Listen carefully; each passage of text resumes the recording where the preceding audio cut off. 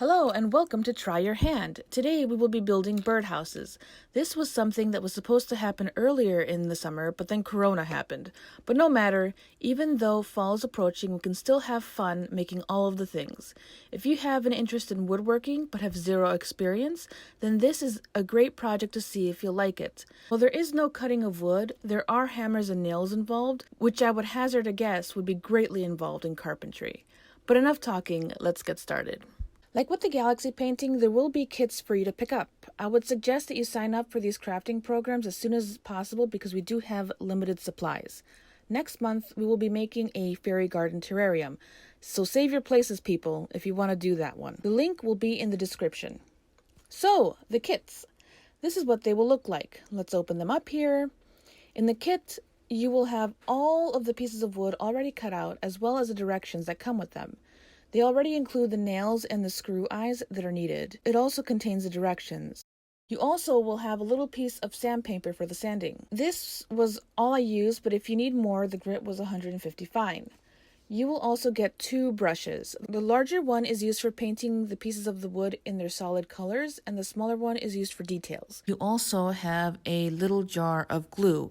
You can tell the difference between that one and the little jars of paint by the big G that's written on the top of that container. Next comes your paint. As you can see, we have 3 colors. They are not all red, black, and white, which I'm using for my example. Towards the end, I'll show you all the different themes that we have. When you pick up your kit, you can choose the color combinations that you like. They are first come, first served. So if one catches your eye, come and get it so you don't miss out. The paint that is in the bigger container is supposed to be for the walls of the birdhouse. These 2 little jars of paint are for the roof, and the paint in the singular little pot is for the perch and for any details that you want to put onto your birdhouse. Now I'm going to show you the different color combinations that we have. The first one is purple, white, and green. Then there is a golden yellow, green and purple kit, a lavender, teal, and green kit, a golden yellow, white, and teal, as well as a bears themed one with light blue, orange, and white. Then there is a dark blue, gray, and black one, a black, peachy pink, and golden yellow one. And then, last but not least, there is the theme of the birdhouse, which is red, black, and white. Again, come to pick up your kit as soon as you can so that you can get first pick. Now that we have gotten all the supply talk out of the way, we can finally start. We have provided you with a set that already has all the pieces that you will need in order to put the birdhouse together. And of course, it's got directions that come with it. The directions are pretty good, though there are a few changes that I made, which I will get into later. Okay, so like I said earlier, it comes with all the nails that you will need, and then some, as well as the 2 screw eyes. Now we get to the pieces of wood. There are 2 smaller rectangle pieces of wood that will become the side of the house. Then there is the perch that will form the floor, as well as, of course, the perch outside of the birdhouse. Then there is the very top of the roof, which is a really small rectangular piece that's very long. And then there is the front side of the house, which is clearly distinguishable by the hole in the middle as well as the back side of the house, which are both the same shape. The back side of the house, of course, does not have a hole in it. Then there is the larger rectangular pieces of wood that will form the sloping sides of the roof. Now we are going to sand all of our pieces of wood. The reason that we do this is so that we can smooth out some of the imperfections of the wood. Sanding also creates very tiny grooves in the wood that help the paint stick on better than if it had not been sanded at all. When I heard that, I thought that was a little weird, considering that you're smoothing out the wood and then also putting grooves in, but apparently that's a thing that happens, so good, I guess. This was really tiring on my fingers because I was pressing down quite hard, so if you have one of those block sanders, then by all means, you should use that. That way you have a better grip on the sandpaper than I did when I was just doing it with my hands. Another trick for that is to kind of fold it a little bit so that like your fingertips are a little bit on the grit. The grit is fine enough where it doesn't really hurt your fingertips or anything like that, and then you can sand like that. That way you have grip there. I was just putting my fingers on the backside of that of the sandpaper, and my fingers were sliding all over the place, which was no good for my hands. It was putting a lot of stress on them. So again, if you have a wood block, use that. Another thing to keep in mind is that you want to stand with the grain, not against it. The grain of the wood are those lines that you see in the pieces of wood that you have. As you can see, I was following those lines when I was sanding the wood. If you sand these pieces against the grain, especially towards the edges, you'll start seeing some splintering happen. Just remember to sand all of the sides of the pieces. Once you are done with sanding, you can take a brush or anything else that's handy and brush off all the sawdust that you accumulated off of your pieces of wood so that they are ready to paint. Now we get to the fun part, the painting. What I did first was to separate the pieces of wood that were going to be painted the same color. There are 3 different piles for the 3 different colors. In my example, I'm using red, black, and white, and the design that I was going for was a barn. That meant that the front and back of the birdhouse, as well as the sides, had to be red. The roof had to be black, and the details like the perch and the other little piece of wood were white.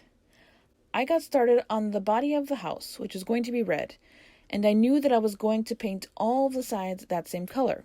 I started off with one side, dipped my brush. I used short, quick brush strokes to make sure that I got as much coverage on the wood as I could. Remember that we don't want globs of paint, which is why when I was done painting on one side, I went over what I had painted with my brush with longer strokes, just to make sure that the brush took off any excess paint that may have been on there. When you are done with one piece, put it aside to dry and move on to the next piece and repeat. The paint does dry quite quickly, meaning that you can do this all in one go, essentially. I did one side of all of my pieces first, and then moved back to the first piece, turned it over, and then painted on the other side, and then did the same thing for all the other pieces. This is why you need the water to wash off your brush. While I was waiting for the first side of the red pieces to dry, I painted the first side of the black pieces, and then the white. And each time I switched colors, I had to wash off my brush from the paint of the other color so that they wouldn't mix. I don't know if any of you noticed, but one coat of paint was not enough to truly cover the birdhouse, so there was a second coat that was needed. I painted mine with a second coat, and it looked much better. After that, just make sure that the pieces are dry before you start the next step. Before we go any further, there are some things that need to be said. You are going to be using a hammer, which can be quite dangerous. Therefore, you have to be careful with it.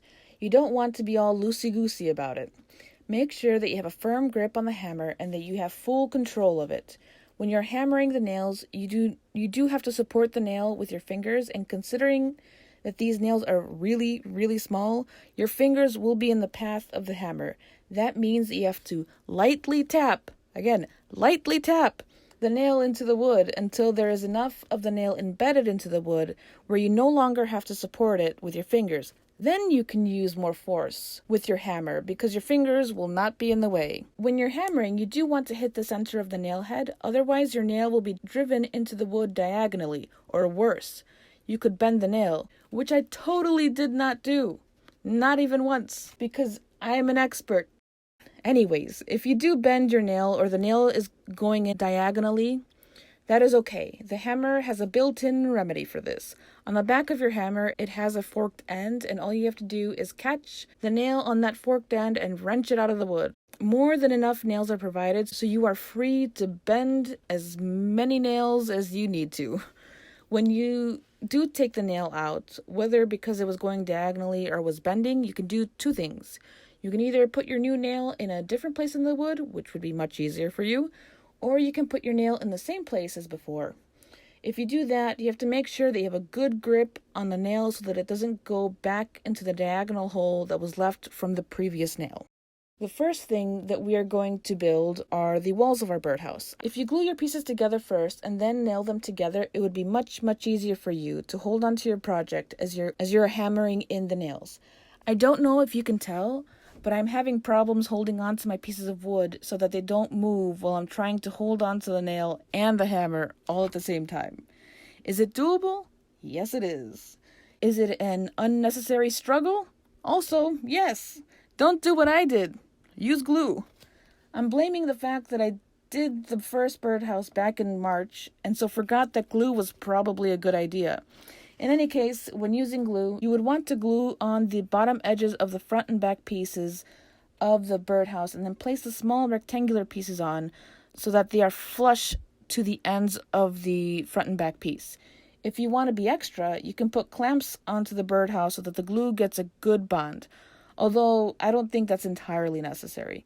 Let dry until it's not going to move around on you. Another thing to keep in mind is that the front and back pieces have to have matching sides. If you notice, the top and bottom of the front and back pieces both have flat sides as compared to a pointed top. The top of these pieces is shorter than the bottom, so you have to make sure that when you nail these pieces to the small rectangular pieces, these top and bottom sides match each other. Otherwise, when you're nailing the perch side and the very top of the roof, you will have problems because the sides won't match. Now we can start nailing. For each side, I used 4 nails. I used 2 nails on the left side, and I also used 2 nails on the right side of each side of the birdhouse. The next order of business is to attach the perch to the bottom of the birdhouse. Because you have already built the frame of the house, glue isn't really necessary because the sides of the house will keep the perch in place. But if you want an extra secure perch, then you can use glue. I used 4 nails for this side too. 2 on one side and 2 on the other. Again, be very careful when hammering. You don't want to smush your fingers. All that is left now is the roof. The directions say to attach the sides of the roof first and then attach the top part. This is wrong, or at least I think it's wrong. The picture shows that the top edge of the sides of the roofs are supposed to be flat. That is, it's supposed to be cut on a diagonal angle, so that you can nail the very top portion onto the 2 roof panels. This isn't really possible because those pieces are not cut on a diagonal, and so there is no flat edge for you to nail the top portion onto your roof. Do you know where there is a flat area for nailing? Right on top of the front and back side of the walls. What I suggest you do is to nail the top portion of the roof onto the very top of your structure. When you're putting in the nails, I would say that you don't want to put the nails at the very center of that flat portion because we will be adding those screw eyes later, and you don't want to have your nails be in the way. That just means you have to move your nails to the side a little bit so they're closer to the edge. Now you can attach the sides of your roof. Again, your discretion if you want to use glue. I lined up the roof sides with the top bit and made sure that where I was nailing was where the edges of the wall was, and then hammer 4 nails on each side. Don't forget, you have that tiny little piece of wood that was with nails that you have to attach to the front of your birdhouse. If you forgot to paint it, you should do that first, and then you can just put 2 nails to attach it to the front. The next thing to do is to put in the screw eyes. Well, at first, I figured out where it was that I wanted to put those screw eyes. Then I kind of hammered it in there so that it was kind of stuck in the wood. And after that, you can just kind of twist the little screw eyes and they go straight into the wood. Now we're almost done. All we have to do is paint some details onto our birdhouse. One thing that I suggest is to paint over the heads of the nails, or at least the really noticeable ones. I painted over the nails on the roof because they really stood out against the black of the roof. My design here was a barn, so I painted a barn door to the front with white paint and then painted the edges of my roof white. I also made some white lines on the roof to make them look like a barn roof. I also used gray, but really I could have just mixed black and white together. This is where you can be as creative as you want. When I did this in March, I painted some flowers and grass on my birdhouse and made a scalloped roof. Go wild. Paint whatever feels right. I hope you guys had fun doing this project with us and that you learned new skills. Next month, we are going to be making a Fairy Garden Terrarium, so don't forget to sign up for that so that you can pick up a kit. I hope to see you next time on Try Your Hand.